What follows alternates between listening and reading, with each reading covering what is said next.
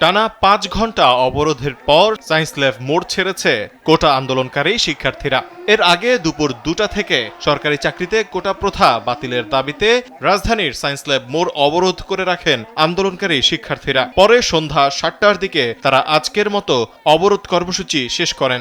শিক্ষার্থীরা সড়ক ছাড়ার পর সায়েন্স ল্যাবের সড়কে আবারও যান চলাচল স্বাভাবিক হয়। আন্দোলন আজকের মতো সমাপ্তি ঘোষণার আগে শিক্ষার্থীরা জানান, আজকের মতো সায়েন্স ল্যাব মোড়ে কর্মসূচি শেষ, তবে কোটা প্রথা বাতিল না হওয়া পর্যন্ত এই আন্দোলন চলবে। আগামীকাল থেকে আবারও তাদের আন্দোলন কর্মসূচি চলবে বলেও ঘোষণা দেন তারা।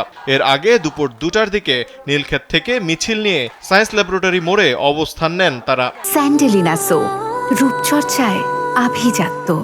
এর ফলে মুহূর্তেই গুরুত্বপূর্ণ এই সড়কে যান চলাচল বন্ধ হয়ে যায়। আন্দোলনে অংশ নেওয়া শিক্ষার্থীরা বলেন, যতক্ষণ পর্যন্ত কোটা বাতিল ঘোষণা করা না হবে ততক্ষণ পর্যন্ত আন্দোলন চলবে। ছাত্র সমাজের দাবির পরিপ্রেক্ষিতে একটি বিশেষ শ্রেণীকে যে সুবিধা দেওয়া হচ্ছে তা বাতিল করতে হবে, অন্যথায় সারা দেশে ছড়িয়ে পড়া এই আন্দোলন তীব্র থেকে তীব্রতর হবে বলে হুঁশিয়ারি দেন তারা।